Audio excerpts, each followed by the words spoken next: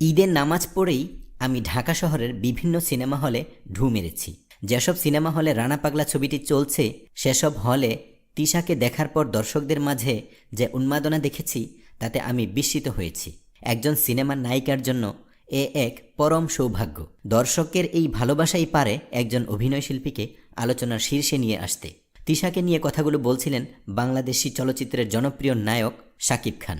এবারের ঈদে বাংলাদেশের বেশ কয়েকটি প্রেক্ষাগৃহে মুক্তি পেয়েছে শাকিব খান ও তিশা অভিনীত প্রথম চলচ্চিত্র রানা পাগলা। শামীম আহমেদের এই ছবিতে তিশার সঙ্গে কাজ করে মুগ্ধ শাকিব খান। তিশা সম্পর্কে আরও বলেন, তিশা খুব ভালো অভিনয় করে এবং ভালো নাচও জানে। আমি তো বলবো তার শুধু সিনেমায় অভিনয় করা উচিত। সে যদি শুধু সিনেমায় মনোযোগী হয় তাহলে তিশাই হবে বাণিজ্যিক সিনেমার সুপারস্টার।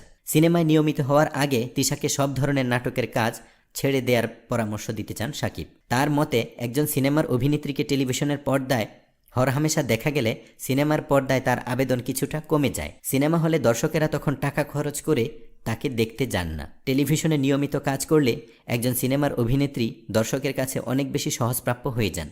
তাই আমি তাকে শুধুই সিনেমায় মনোযোগী হওয়ার অনুরোধ করব।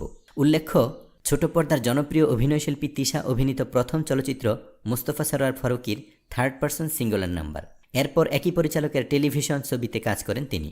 এছাড়া প্রয়াত চলচ্চিত্রকার তারেক মাসুদের রানওয়ে ছবিতে অতিথি চরিত্রে অভিনয় করেছেন। তার আরেকটি সাম্প্রতিক ছবির নাম অস্তিত্ব।